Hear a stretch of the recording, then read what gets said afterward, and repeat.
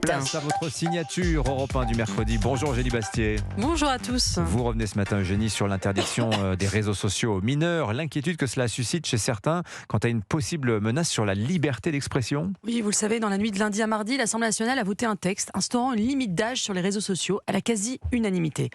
Une union nationale, je le dis, nécessaire face à un péril qui pèse sur la jeunesse.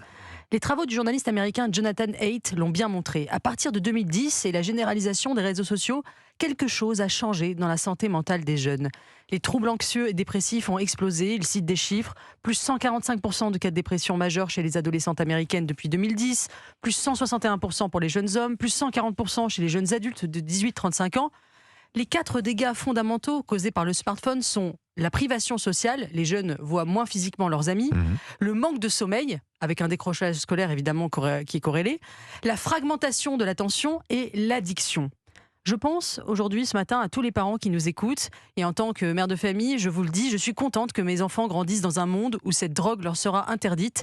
Et je plains la génération sacrifiée qui a grandi biberonnée à ce monde virtuel. C'est vrai qu'on a lâché cette technologie sans recul dans la société. Qu'est-ce que vous répondez, Eugénie, à ceux qui dénoncent une mesure inapplicable et liberticide? On a entendu ça pendant 3 jours. Là. La vérité n'est pas le contraire de l'erreur. Et ce n'est pas parce qu'Emmanuel Macron porte cette mesure depuis très longtemps que par réflexe anti-macroniste, il faudrait s'y opposer.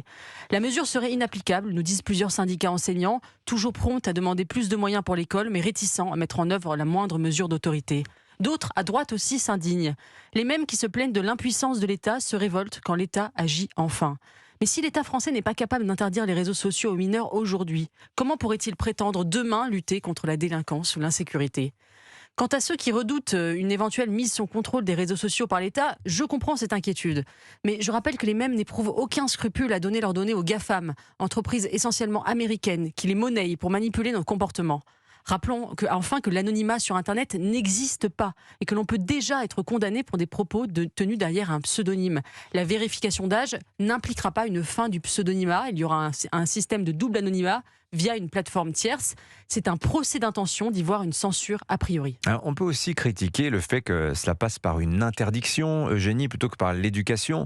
Est-ce que ça n'est pas avant tout le rôle des parents de contrôler cet usage des réseaux sociaux ? J'entends cet argument.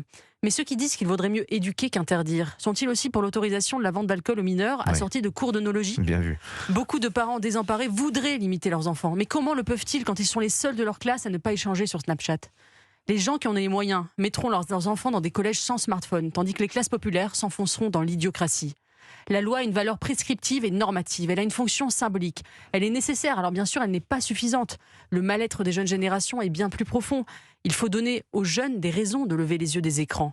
Le combat est politique, mais aussi culturel et même spirituel. Vive l'interdiction des réseaux sociaux, nous dit Eugénie Bastier ce matin. Aux mineurs. Aux mineurs, ouais.